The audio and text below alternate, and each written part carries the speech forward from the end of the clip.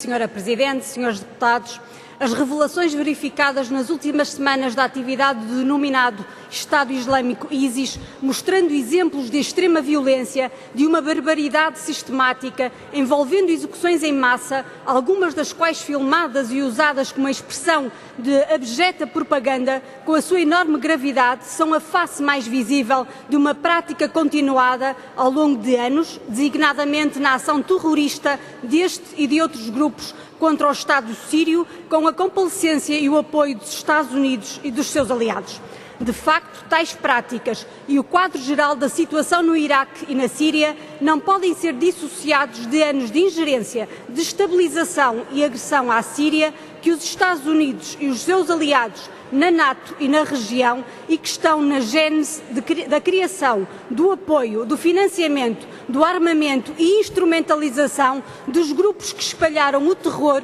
e perpetraram os mais hediondos atos contra a população síria, como aqueles que se reúnem em torno do denominado ISIS, que depois de financeira e militarmente reforçados, são agora utilizados para perpetrar o terror sobre a população. Os Estados Unidos e os seus aliados apontam agora como grupos terroristas e como representando uma maior ameaça os mesmos grupos que ativamente promoveram e apoiaram, avançando para uma nova escalada militarista que, entre outros graves aspectos, lança uma ameaça direta contra a soberania e a integridade territorial da Síria e coloca sérias questões quanto ao futuro do Iraque. É por isso que não podemos acompanhar a linha B do voto apresentado por PSD, PS e CDS-PP. Não podemos combater estes grupos terroristas insistindo nas práticas que os criaram e fortaleceram. Assim, o PCP manifesta o seu repúdio e a sua total condenação pelos atos terroristas e a barbaridade exercida pelo chamado ISIS